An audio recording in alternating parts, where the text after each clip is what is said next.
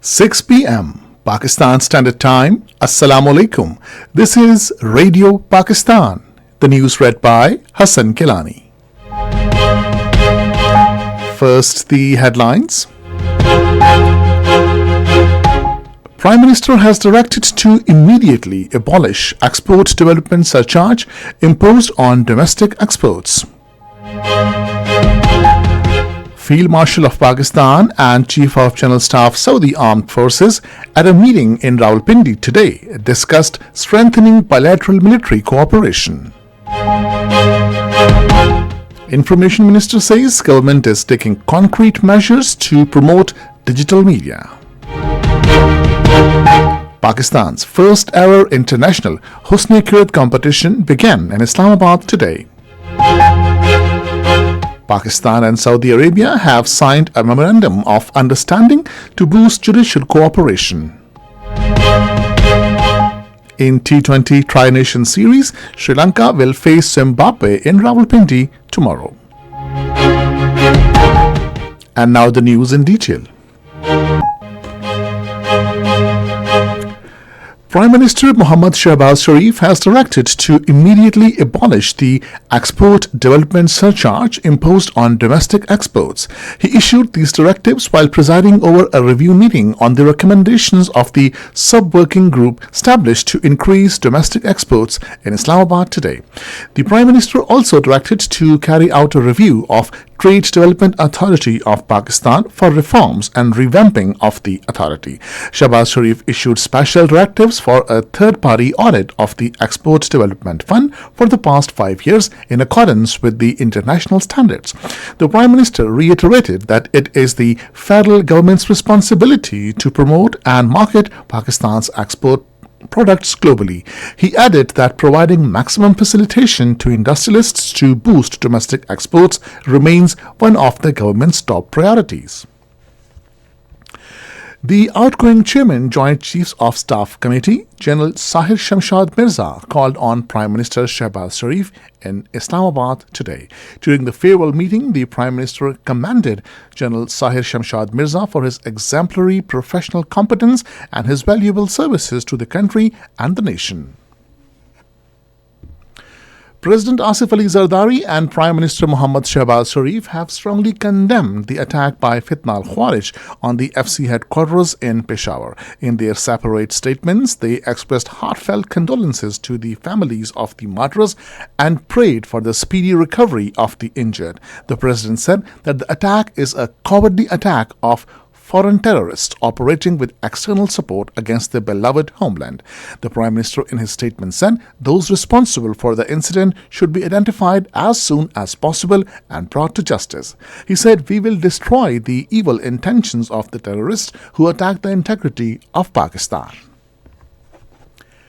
Chief of General Staff, Saudi Arabia Armed Forces, General Fayyad bin Hamid al-Rowaili called on the Chief of Army Staff, Field Marshal Syed Asim Munir, in Rawalpindi today. During the meeting, both leaders discussed matters of mutual interest with a particular focus on strengthening the long-standing and strategic military cooperation between Pakistan and Saudi Arabia. They emphasized the importance of further enhancing defense collaboration, security cooperation, and counter-terrorism efforts, which continue to be pillars of the deep-rooted bilateral relationship. The visiting dignitary appreciated Pakistan's cooperation in multiple fields with Saudi Armed Forces and reaffirmed his commitment to furthering the strong bonds of cooperation. Upon arrival at GHQ, General Fayyad bin Hamid al-Rowaili laid a floral wreath at the Yadgare-Shoda and was presented a guard of honor by the smartly turned out contingent of the Pakistan Army. Acting President Syed Yusuf Raza Gilani has said that lasting political stability, constitutional supremacy, and uninterrupted democratic continuity are essential for country's development. He expressed these views during his meeting with the newly elected members of the Punjab Bar Council and District Bar Association in Bulletin today. Syed Yusuf Raza Gilani said that legislation cannot be effective without proper implementation and stressed that both the government and the opposition have crucial roles to play.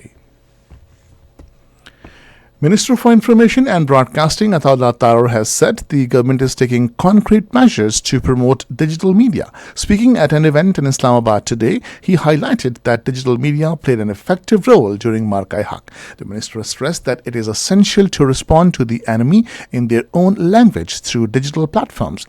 He emphasized that digital media must play its due role in projecting the country's positive image and curbing fake news. He further underscored that the need for a representative association of all digital media platforms to formulate a united editorial policy, assuring full government support and cooperation in this regard. This is Radio Pakistan.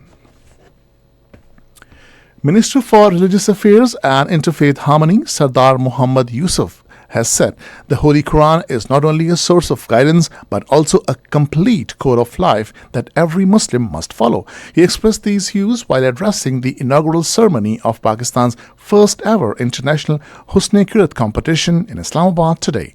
The minister said that hosting of international Qirat competition in Pakistan for the first time is a great honor and will help project a positive image of the country globally. Sardar Muhammad Yusuf said that the government is taking steps to promote a deeper understanding of Holy Quran, and various initiatives are under consideration to introduce Arabic language teaching at multiple levels in educational institutions.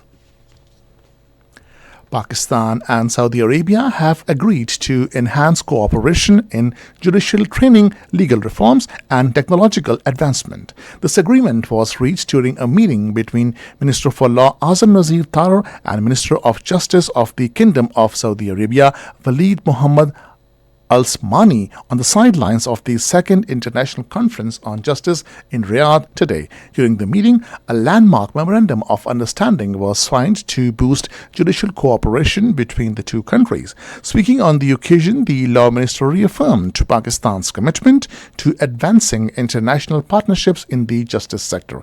Azim Nazir Tarar is leading Pakistan's delegation in the Second International Conference on Justice in Riyadh. Minister for Health Services, Regulations and Coordination Syed Mustafa Kamal is in Ankara to represent Pakistan at the 11th Turkish Medical World Congress starting from tomorrow. During this visit, significant progress is expected between the two countries in the exchange of technical expertise, medical research, and the promotion of modern technology. According to the Ministry of Health spokesman, both nations stand to benefit greatly from the shared experiences and enhanced partnership in health-related fields. Minister for IT and Telecom Shahzad Fatma Khaja is in Doha to represent Pakistan in a two-day GSM Association Mobile World Congress Summit starting from tomorrow. The minister will meet President of Qatar's National Cybersecurity Agency, Abdul Rahman Al Malki. She will also hold talks with Qatari Minister of Communications and Information, Mohammed Al Manai. The event hosts over 200 aircraft and technology leaders from nearly 100 countries. In Indian illegally occupied Jammu and Kashmir, all parties Hurriyat Conference and legal experts have strongly condemned the BJP-led Indian government for fabricating evidence in politically motivated cases against senior Kashmiri leaders, particularly Jammu and Kashmir Liberation Front Chairman Muhammad Yasin Malik. According to Kashmir Media Service, APHC spokesman Abdul Rashid Minhas, in a statement issued in Srinagar, said that reopening of 1,990 case involving the killing of 4 Indian Air Force personnel is aimed at silencing Yasin Malik and other leaders demanding the UN-recognized right to self-determination. Legal experts said that the alleged eyewitnesses appeared before a Tada court in Jammu decades after the incident, raising serious questions about the credibility and timing of the testimonies. In the Tri-Nation T20 series, Sri Lanka will face Zimbabwe in Rawalpindi tomorrow. The match will start at 6 p.m. And finally, the weather. Weather is likely to remain cold and dry in most parts of the country, while very cold weather conditions are likely in hilly areas during the next 12 hours. Smog and fog in patches may develop in plain areas of Punjab and Khyber Pakhtunkhwa. And that is the end of the news. For more news and analysis, log on to our website radio.gov.pk and also watch live video streaming of our bulletins on the link facebook.com/Radio Pakistan News Official.